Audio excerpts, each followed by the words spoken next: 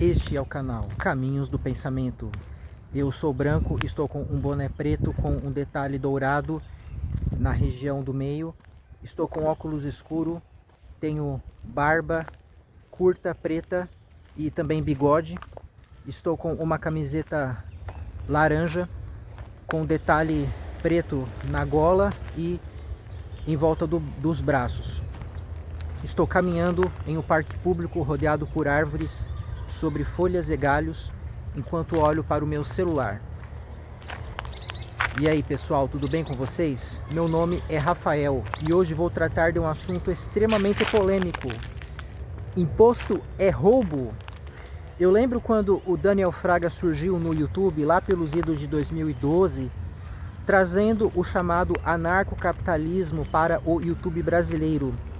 Daniel Fraga, ele tratava de assuntos políticos, era um ateu, militante, e ele começou a defender que o Estado não deveria existir e que o imposto sempre era roubo, o imposto seria algo antiético, porque aquilo que o indivíduo produz pertence a ele mesmo e só pode ser subtraído mediante contrato, ou se for provado que esse indivíduo causou mal para outra pessoa, aí ele poderia ter o seu bem retirado para indenizar a pessoa que sofreu o mal injusto.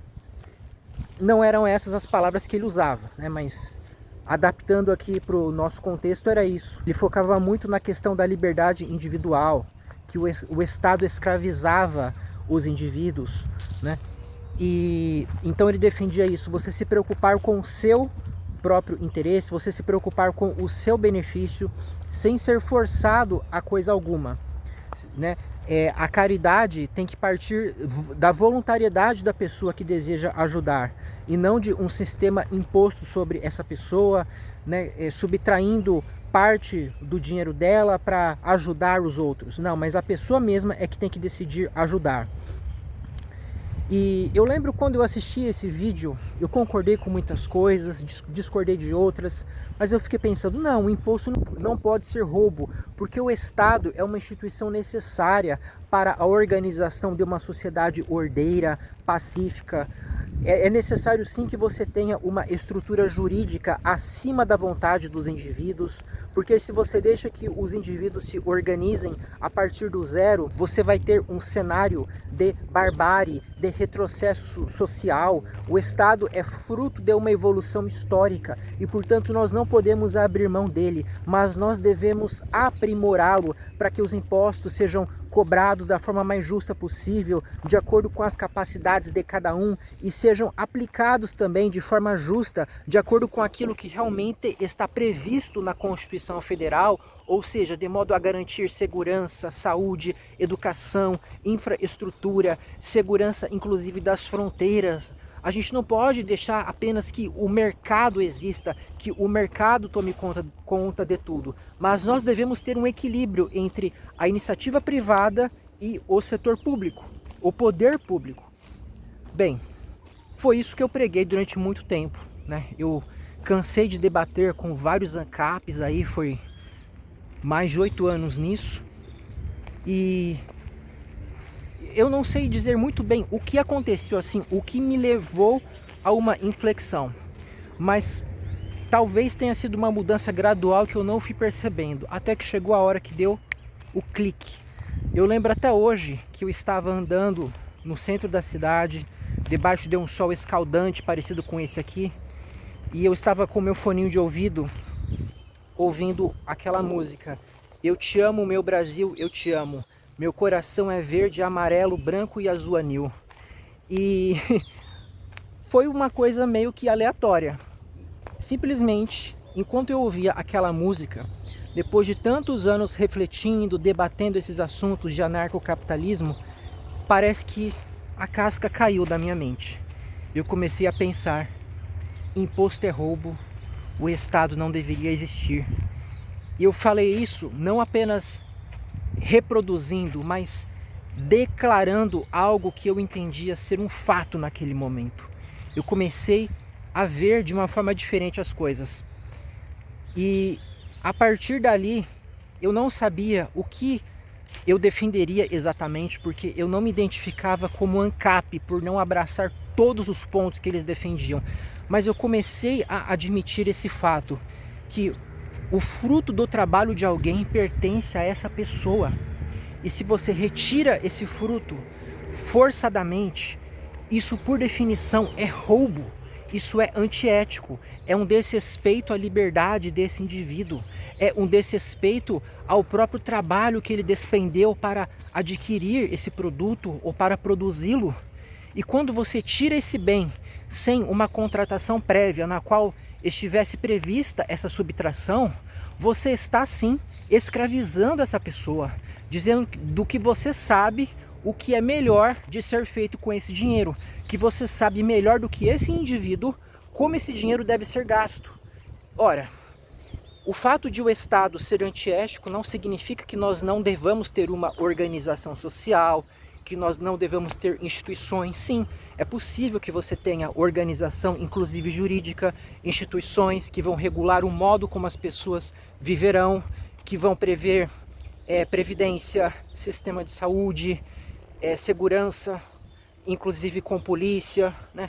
Um sistema de justiça que vai apreciar os conflitos de interesses. Só que tudo isso pode ser feito mediante o quê? Contrato. Instituições de indivíduos livres que se unem em torno de ideias com as quais eles concordam e que vão então aplicar essas regras contratuais, inclusive subtraindo os bens de pessoas que lesarem as outras, né? Que vão punir com prisão, por exemplo, as pessoas que se comportarem de um modo antiético, de um modo antissocial, que precisarem de uma reprimenda e que vão dar uma permissão para que o indivíduo saia desse sistema se assim ele quiser. E assim esses indivíduos, fazendo as suas associações, criando empresas, criando instituições jurídicas, vão oferecer os serviços que forem necessários e vão implantar esses serviços não com impostos, mas com taxas de administração. Assim como nós pagamos taxas por variados serviços que nós sabemos quais são, né? Diferentemente dos impostos, que são cobrados sem um contrato, sem nenhum tipo de chance de que a gente possa evitar essa cobrança. A taxa, ela permite que você deixe de pagá-la desde que você não use o serviço ao qual ela se refere. A taxa é cobrada muito pelo setor privado, mas também pelo próprio Estado. O Estado cobra algumas taxas para fazer alguns serviços que são solicitados, né? Então, pessoal, a minha visão hoje realmente é que imposto é roubo, o Estado é antiético, o Estado é desnecessário, o Estado não deveria existir. Porém, isso não significa que nós devamos nos opor a toda e qualquer ação do Estado, porque uma vez que nós já estamos em um sistema estatal, nós já vivemos aprisionados, acorrentados, nós devemos agir dentro dos quadros disponíveis diante de nós para tentar chegar à solução menos ruim.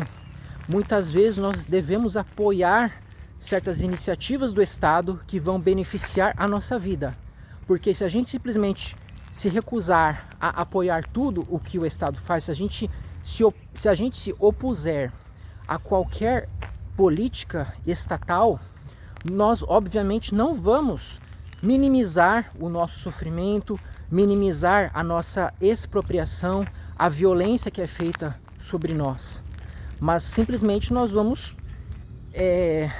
não vamos surtir efeito prático nenhum com essa nossa atitude. Se a gente pensar assim, eu vou boicotar o Estado, eu não vou votar em nenhum candidato, eu não vou participar de nada que o Estado faça.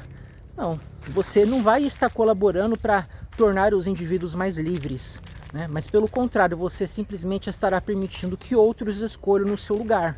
Não é assim que você vai derrubar o Estado ou se livrar das garras do Estado. Você pode ser uma pessoa mais livre dentro do seu contexto, sem necessariamente fazer que o Estado deixe de existir.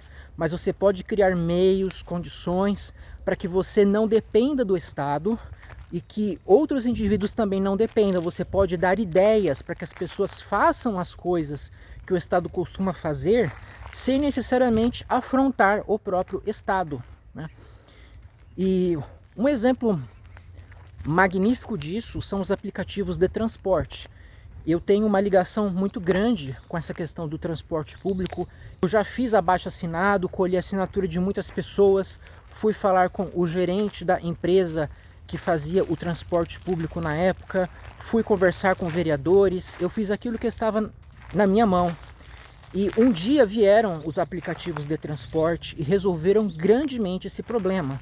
Eu sei que os aplicativos têm os seus próprios problemas, mas muitas coisas que simplesmente eram impostas a nós, problemas que nós não tínhamos como resolver pelo Estado, de acordo com as amarras que ele colocava, foram resolvidas com a iniciativa privada, trazendo um transporte que, via de regra, é seguro, limpo, rápido, muitíssimo mais eficiente que os ônibus, né? Aqueles transportes coletivos, aquelas caixotas metálicas que ficam passando ali de meia em meia hora, às vezes é de hora em hora, né?